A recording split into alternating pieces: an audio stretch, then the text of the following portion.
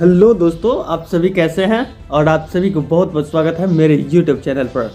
दोस्तों, आज की इस वीडियो में हम जानेंगे बिहार डीएलएड एडमिशन 2022 से 24। तो वीडियो स्टार्ट करने से पहले मैं चाहूँगा कि आप लोग मेरे चैनल को सब्सक्राइब कर लीजिए, ताकि डीएलएड से या एजुकेशन से रिलेटेड कोई भी जानकारी हो तो सबसे पहले आपको मिले। तो चलिए आइए बिना देरी किए हुए स्टार्ट करते हैं आज की इस वीडियो को। दोस्तों, जैसे कि आप लोग यहाँ पे देख रहे हैं, बिहार डीएलएड एडमिशन 2022 से 24। इस बार बहुत सारे लोगों को ये कन्फ्यूजन है, क्या एंट्रेंस एग्ज़ाम होगा या मार्क्स बेस्ड एडमिशन होगा। तो इस तरह की कन्फ्यूजन में आप लोग नहीं रहें। अभी तो हालांकि ऑफिशियल कोई भी नोटिस नहीं आया है कि एंट्रेंस एग्ज़ाम होगा या मार्क्स बेस्ड एडमिशन होगा। अगर जैसे ही इस प्रकार का कोई भी नोटिफिकेशन आता है तो सबसे पहले मैं अपने यूट्यूब पे अपलोड कर दूंगा, फिर आप लोगों को मिल जाएगा। दोस्तों, मेरे इस YouTube चैनल पर आप लोग प्ले लिस्ट से जाकर देख सकते हैं। इसमें फर्स्ट ईयर और सेकेंड ईयर दोनों ईयर का नोट्स भी अवेलेबल रहेगा, और एक्शन रिसर्च ACP क्या है, इस प्रकार की सभी जानकारी मेरे YouTube चैनल पर मिल जाएगी, तो आप लोग देख सकते हैं। तो चलिए फिर आते हैं आज की इस वीडियो पे। इस प्रकार की जो भी कन्फ्यूजन रहा है कि बिहार डीएलएड एडमिशन जो हो रहा है 22 से 24 में, तो एंट्रेंस एग्ज़ाम होगा या मार्क्स बेस्ड एडमिशन होगा। तो अगर हम पिछले साल की बात करें दोस्तों, तो ये देखा गया है, हालांकि कोरोना की वजह से 2-3 सालों से इसे कहा जा रहा था कि एग्ज़ाम होगा, लेकिन कोरोना की वजह से कोई भी एग्ज़ाम नहीं हो रहा था, और 2 सालों से ऐसे एग्ज़ाम कैंसिल हो गया और मार्क्स बेस्ड एडमिशन ही हुआ। और पिछले साल यहाँ तक ये भी देखा गया कि एंट्रेंस एग्ज़ाम के लिए फ़ी भी कलेक्ट कर लिया गया था और सभी बच्चे फॉर्म भी भर दिए थे, लेकिन फिर कोरोना की वजह से सेशन लेट होने लगा, जिसकी वजह से यह निर्णय लिया गया कि तुरंत फिर ये मार्क्स बेस्ड ही एडमिशन लिया गया और एंट्रेंस एग्ज़ाम नहीं हुआ। लेकिन हालांकि इस बार तो संभावना जताई जा रही है कि मार्क्स बेस्ड एडमिशन नहीं हो, एंट्रेंस एग्ज़ाम लिया जाए। इसके लिए कुछ अभ्यर्थियों ने आवेदन भी लिखे हुए थे। अब देखिए ऑफिशियल नोटिस जो आता है उस समय आप लोग को पता चल जाएगा। तो आइए, जो अभ्यर्थी के द्वारा लिखा गया एप्लीकेशन था उसमें क्या कहा गया है, और ये पेपर में भी दिया हुआ था। दोस्तों, आप लोग देख रहे हैं, इंटर पास अभ्यर्थियों ने मुख्यमंत्री व शिक्षा विभाग के अपर सचिव के ज्ञापन भेजकर लगाई गुहार। यहाँ पे अभ्यर्थियों ने को कहना है कि डीएलएड में मेधा के अंक पर नामांकन से दूसरे बोर्ड के स्टूडेंट का हो रहा चयन, सत्र 22 से 24 में एंट्रेंस टेस्ट से हो दाखिला। इस प्रकार की कुछ अभ्यर्थियों के द्वारा मांग है। तो आइए फिर इसको हम डीपली पढ़ते हैं। दोस्तों, एक ये खबर है, इसके पहले क्या हुआ था कि हमने कुछ ऐसे ही साइड से खबर दिया गया था, तो हमने उसको पेपर में, तो एक पेपर में सभी संलग्न था, हमने क्या किया उसको बताया था। लेकिन कुछ लोगों को कहना है, 1-2 कमेंट भी आया था कि पेपर पे न्यूज़ कुछ और है, आप कुछ और बता रहे हैं। इसलिए आप लोग ये जो खबर है इस पे बिल्कुल ध्यान नहीं दीजिएगा।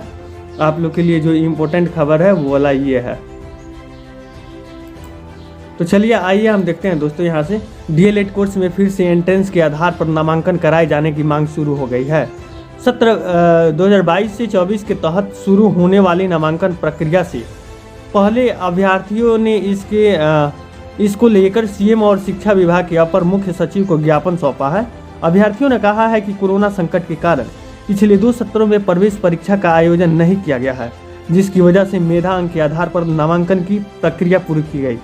अभ्यर्थियों ने कहा है कि अगले डीएलएड सत्र 2022 से 24 में बिहार के सरकारी व गैर सरकारी शिक्षक प्रशिक्षण में संस्थान में नामांकन मैट्रिक व इंटर के मेधा अंक के आधार पर होता है। इसमें बिहार बोर्ड के स्टूडेंट पिछड़ जाएंगे। छात्र सुमित ने बताया है कि CBSE समेत अन्य बोर्ड के स्टूडेंट्स बिहार बोर्ड की तुलना में अधिक नंबर पाते हैं, इससे उनका चयन पहले हो जाता है और फिर बिहार बोर्ड के स्टूडेंट छट जाते हैं। ऐसे में बेहतर है कि एंट्रेंस टेस्ट का आयोजन कराया जाए। चंदन चौधरी ने कहा है कि नामांकन में एकरूपता बनाए रखने के लिए प्रवेश परीक्षा का आयोजन जरूरी है और संस्थान की मनमानी नहीं चलेगी और फर्जीवाड़ा भी रुकेगा।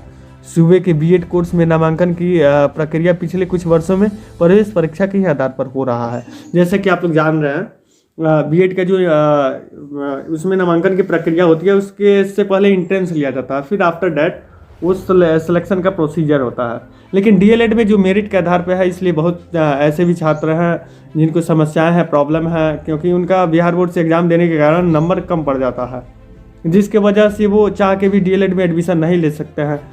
लेकिन इस बार में भी ये संभावना है कि आप लोग का भी एंट्रेंस एग्ज़ाम लिया जाए। हालांकि कोई भी अभी तक ऑफिशियल नोटिस नहीं आया है, जैसे ही ऑफिशियल नोटिस आता है तो उसको मैं आप लोगों को जानकारी दे दूँगा।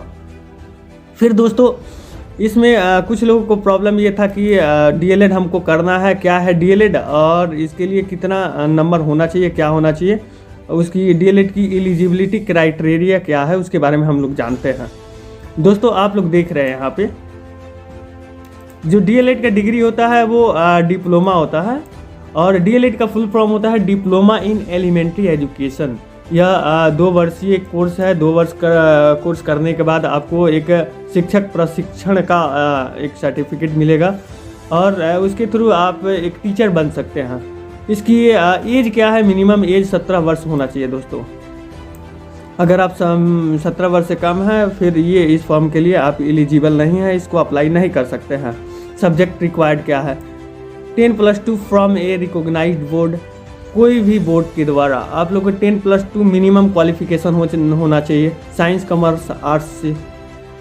तो ये मिनिमम क्वालिफिकेशन 10+2 होना चाहिए। मिनिमम परसेंटेज की बात करें दोस्तों, अगर आप डीएलएड करना चाहते हैं तो आपको मिनिमम 50% होना चाहिए, तभी आप डीएलएड के लिए अप्लाई कर सकते हैं।